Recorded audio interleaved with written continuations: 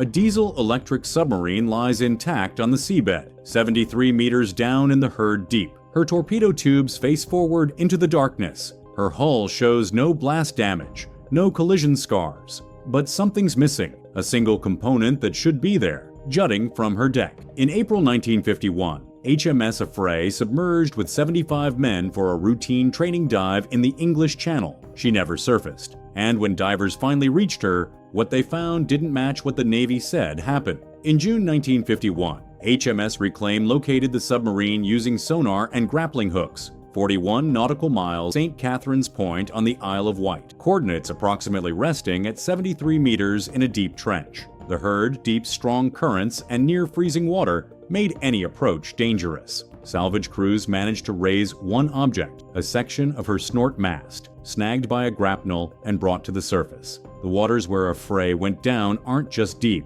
they're volatile. The Herd Deep is a geological trench carved into the channel floor, a place where tidal currents collide and visibility drops to arm's length even on calm days. Temperature hovers between 5 and 10 degrees Celsius year-round. In 1951, the Royal Navy had never attempted a salvage operation at that depth in those conditions. 73 meters exceeded the safe diving limits of the era. Hard hat divers could reach maybe 30 to 50 meters maximum, and even that was pushing the boundaries of what their equipment could handle. They spent weeks dragging grappling cables across the seabed, hoping to snag something, anything. When they finally hooked the wreck, they couldn't send divers down. The technology didn't exist yet. The Navy deployed early underwater television cameras, primitive by modern standards, but revolutionary for 1951. Grainy footage showed the dark outline of a submarine on the bottom, intact, with no visible catastrophic damage. But they couldn't get close enough for detailed examination. The best they could do was attach grappling hooks, winch upward, and hope something gave. What gave was the snort mast. It came up bent and corroded, bronze alloy metal, dulled by seawater exposure. Engineers photographed it immediately, documenting the fracture point before moving it to a laboratory for analysis. That piece of metal became the centerpiece of the official inquiry, the physical proof that would explain why 75 men never came home. Technical divers didn't reach the intact wreck until 2000, using trimix gases and equipment capable of withstanding the pressure and cold at 73 meters. What they documented contradicted 50 years of official certainty. The bow sat upright, settled into the sediment at a slight angle. Hydroplanes extended normally, their surfaces crusted with marine growth but structurally intact. The conning tower rose from the hull, weathered but whole, and where the snort mast should have been, rising from the aft deck like a periscope. There was only a fractured collar, a ragged stump where the tube had sheared away.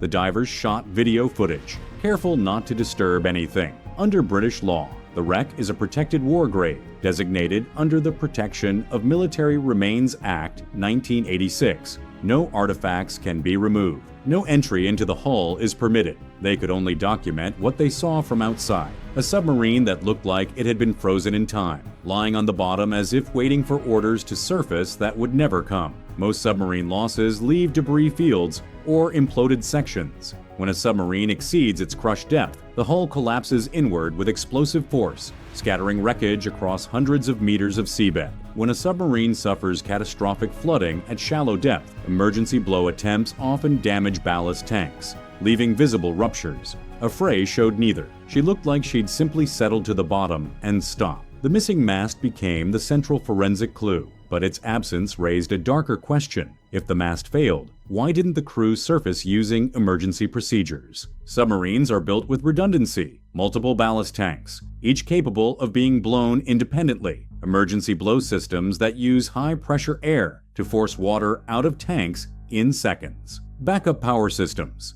manual controls for every critical function. Even if the main propulsion fails, even if the control room floods, a crew can force the boat to the surface using compressed air. Affray had all of that. Her wreck showed no evidence any of it was used. The hydroplanes, the horizontal fins that control depth, appeared set for level running based on what divers could observe externally. When a submarine crew executes an emergency surface, those planes get pushed to maximum rise angle to help drive the boat upward. Affray's positioning suggested normal operation. The ballast tanks appeared full, not blown. If emergency procedures had been attempted, there might be evidence visible from outside: damaged piping, ruptured tank walls from the violence of high-pressure air forcing water out. The external inspection showed none of that. It was as if the submarine had been operating normally one moment and simply stopped the next, settling to the channel floor without a fight. The wreck's preservation meant every detail mattered, and several details made no sense. The hull integrity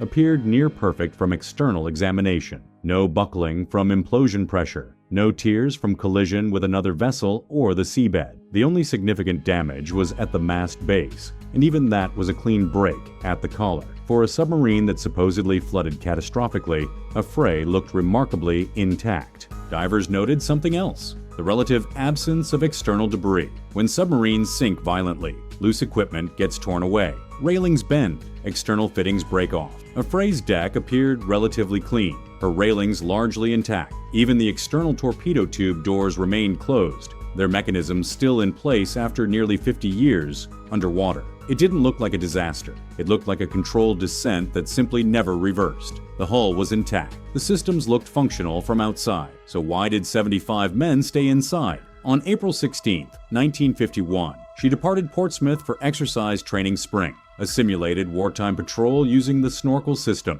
a Dutch invention adapted after WEE to let submarines run diesel engines while submerged. The crew included standard submarine personnel, plus 11 trainees learning submarine operations, officers under instruction who'd never served on submarines before. 4 Royal Marine Commandos were aboard for a Special Forces exercise, 75 total, an unusually large and mixed crew for a standard patrol submarine. Her final radio transmission came that evening, a routine position report indicating she was proceeding to the exercise area. No distress signal followed. The snorkel, or snort mast, as the British called it, was supposed to revolutionize submarine warfare. Before its adoption, diesel subs had to surface regularly to run their engines and recharge batteries, making them vulnerable to detection by radar and aircraft. The snorkel was a retractable tube that let them stay submerged while running engines, drawing air from the surface through a valve system that closed automatically when waves washed over the intake. It had been captured German technology, refined by the Dutch, and rushed into Royal Navy service as Cold War tensions escalated. The problem was that it had never been fully tested under operational stress. Valves leaked, seals failed under pressure cycling. The mast itself, a bronze alloy tube designed to withstand seawater pressure at periscope depth, had a tendency to vibrate violently when seas were rough, creating stress at the joints. Several Amphion-class submarines, including Affray, had reported issues, but the strategic value was too high to slow down deployment. NATO needed submarines that could patrol Soviet waters without surfacing. The technology had to work. Ships crisscrossed the search area for weeks, dragging sonar, lowering hydrophones, hoping for any signal from the submarine's emergency beacon. None came. The search relied entirely on systematic sweeps of the channel floor, methodical work that consumed weeks of ship time and hundreds of man-hours. When HMS Reclaim finally snagged the wreck with grappling cables, they positioned directly above and began the slow process of trying to recover what they could without divers. It took nearly 2 months from the time Affray vanished to the moment they recovered the mast section. When the Tribunal of Inquiry examined the recovered mast section under laboratory conditions, metallurgists found evidence of failure at a brazed joint near the base. Corrosion had weakened the connection between the bronze alloy mast and its mounting collar. The break was consistent with sudden structural failure at that compromised joint, rather than gradual damage along the mast length. The official conclusion: the snort mast broke during operations. Seawater flooded the submarine faster than the crew could react, and she sank bow first to the channel floor. The physical evidence supports catastrophic flooding through the mast opening. But the inquiry's timeline had problems that became more apparent as submarine technology advanced, and later disasters provided comparison data. Survivors from other Amphion-class subs reported chronic issues with snorkel valves sticking or leaking. The automatic closure mechanism,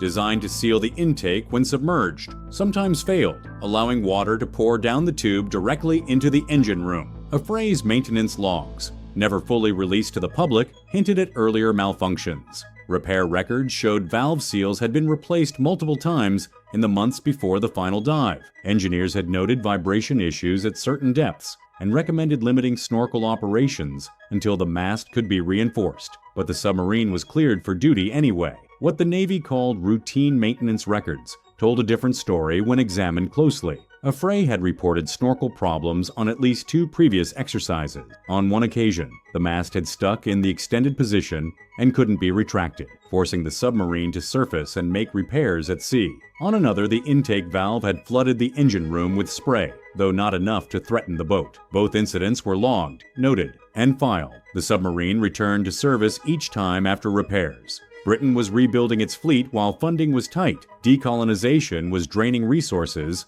and the Soviet submarine threat was growing. There was pressure to keep boats in the water, even if they weren't perfect. Every submarine in service meant one more asset available for NATO exercises, one more boat that could be deployed if Cold War tensions erupted into actual war. Affray was needed operational. The wreck's condition suggests the flooding was sudden, but protocol required multiple fail-safes. If the mast broke, why no emergency blow? Why no attempt to surface on battery power? A submarine crew trains for exactly this scenario. Catastrophic flooding from a hull breach. The response is drilled until it's instinctive. Slam watertight doors to isolate the flooded compartment. Blow ballast tanks to gain positive buoyancy. Surface immediately, even if it means exposing the boat to enemy fire. Get to the surface. Get the crew out. Save the boat if possible, but save the crew first. The fact that none of that appears to have happened suggests either the flooding was faster than any training anticipated, or something else prevented the crew from responding.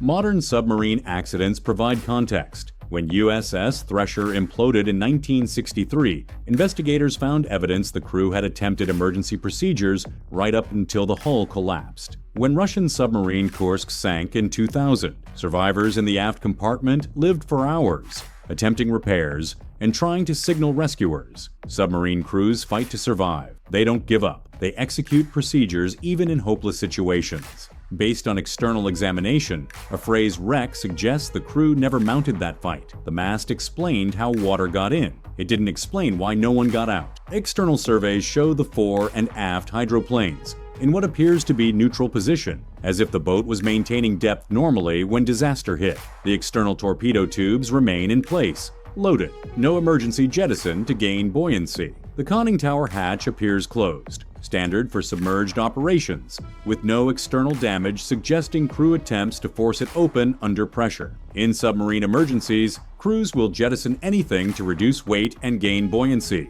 Torpedoes weigh over a ton each. Affray carried several in external tubes that could be released quickly with a mechanical lever. No electrical power required. Dumping them would have lightened the submarine by several tons, potentially enough to overcome minor flooding and regain the surface. Based on external examination, they weren't released. The tubes remained in place, their mechanisms still there after 5 decades underwater. The trim tanks, used for fine depth control, showed no visible evidence of emergency adjustments from what could be observed externally. Submarines maintain neutral buoyancy by carefully balancing water in trim tanks fore and aft. In an emergency, crews flood or blow these tanks to change the boat's angle, forcing the bow or stern up to assist in surfacing. Affray's attitude on the bottom suggests no such drastic adjustments were made. Even the ballast tank blow valves appeared in normal configuration based on ROV examination decades later. Inside, the layout remains sealed. Compartments, control stations, sleeping quarters, all presumed to hold the remains of 75 men who never moved aft toward escape hatches. Amphion-class submarines had escape trunks in the forward and aft sections, chambers where crew could seal themselves in, flood the space to equalize pressure, then open a hatch and swim to the surface using emergency breathing apparatus. It was a last resort procedure, dangerous even in shallow water, but survivable at 73 meters with proper equipment and training. There's no evidence anyone tried. Modern technical divers who've surveyed the site describe an eerie stillness. No debris field around the wreck. No scattered equipment visible externally. Everything appears in its place, exactly where it should be on a functioning submarine. One diver described it as looking like the boat had been paused mid-dive, the bow points slightly down, consistent with a controlled descent rather than a chaotic plunge. The stern sits higher, but not dramatically so, maybe 5 degrees of angle, nothing that would suggest loss of control. If you didn't know better, you'd think the submarine was simply resting on the bottom between exercises, waiting for orders to surface. The external condition provides more clues. The periscope appears retracted, standard for deeper diving. The radio antenna is stowed. These are normal configurations for a submarine, running submerged on a training exercise. But the snorkel mast collar, the mechanical assembly where the mast attached to the hull, shows signs of violent failure. Metal is deformed at the joint, suggesting the mast broke away at the brazed connection, possibly from excessive vibration or wave impact while the submarine was at periscope depth. When it failed, the opening would have been exposed directly to seawater at pressure. At 40 meters depth, a reasonable estimate for snorkel operations, seawater would flood through a mast-sized opening at tremendous volume, thousands of liters per minute, pouring directly into the engine room. Diesel engines would ingest water and seize immediately. Electrical systems would short out in cascading failures as seawater reached battery compartments and control panels. The lights would go out, ventilation would stop, and the submarine would begin sinking, bow first, as water accumulated forward. Submarine doctrine in 1951 required immediate action during flooding. Blow ballast tanks, surface, evacuate. The wreck shows no visible external evidence of that from what divers can observe. Either the flooding was so rapid the crew had no time to react, or something incapacitated them before they could. The closed hatch and level attitude suggest the submarine was operating normally seconds before it wasn't. Some experts propose a different sequence. The mast failed, water entered the snorkel intake, and toxic diesel fumes or pressure shock knocked the crew unconscious before the boat fully flooded. When a snorkel valve fails open and the submarine descends below safe depth, seawater rushes backward through the intake with tremendous force. That creates a pressure spike inside the hull, not enough to cause structural damage, but enough to be felt as a physical blow. Simultaneously, if the diesel engines are running,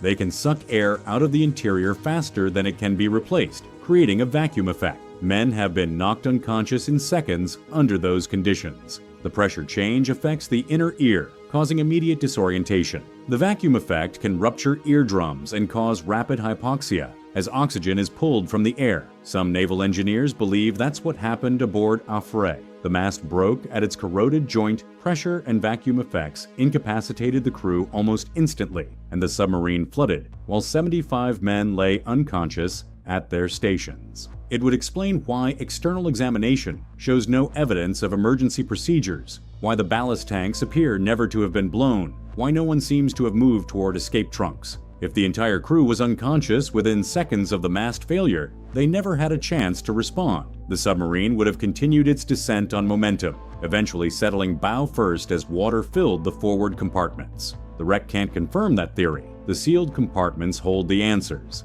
and they're legally untouchable under the Protection of Military Remains Act, but it would explain the lack of visible emergency response. It would explain why no one appears to have tried to open hatches or blow the tanks. It would explain why the submarine looks from outside like it simply went to sleep, systems in normal configuration. No evidence of panic or struggle visible on the exterior. Another theory focuses on carbon monoxide poisoning. Diesel submarines generate exhaust that must be vented outside the hull. If the snorkel system failed and exhaust backed up into the interior, carbon monoxide could have filled the submarine within minutes. It's odorless and fast-acting. Crew would become confused, lethargic, then unconscious without realizing they were being poisoned. By the time anyone recognized the symptom, it would be too late. This scenario has precedent. Several diesel submarines have experienced carbon monoxide incidents, though none proved fatal because the problem was caught early. If Affray's crew was poisoned before the catastrophic flooding, it would explain their inability to respond. The submarine might have been filling with exhaust fumes for minutes before the mast broke, slowly incapacitating men at their stations.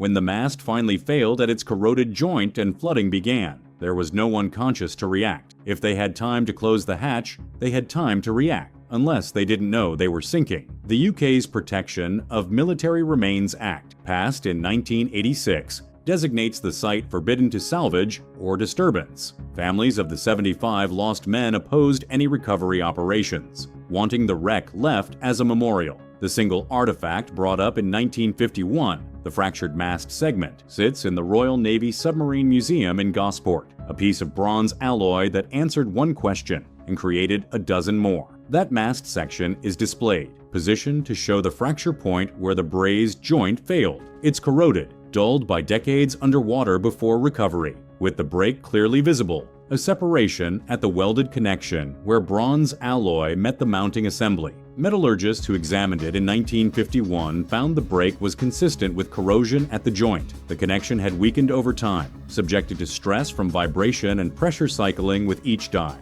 Eventually, the compromised joint failed suddenly under load. It wasn't sabotage. Cold War paranoia in 1951 had led to speculation that Soviet agents might have weakened the mast deliberately, but metallurgical analysis ruled that out. There was no evidence of tampering, no chemical attack that would suggest sabotage. It was corrosion at a brazed joint, the kind that happens when dissimilar metals are joined and exposed to seawater, accelerated by the stresses the engineers who built them never fully anticipated. Which raises the question, why was Affray diving with a snorkel mast vulnerable to joint failure? Maintenance records suggest corrosion issues were known, or should have been. The mast had been in service through repeated dives, each cycle stressing the joint further. The mast should have been replaced or the joint reinforced, but replacement masts were in short supply, and the submarine was needed operational. So the mast stayed, and 75 men paid for that decision. Marine growth now covers the hull.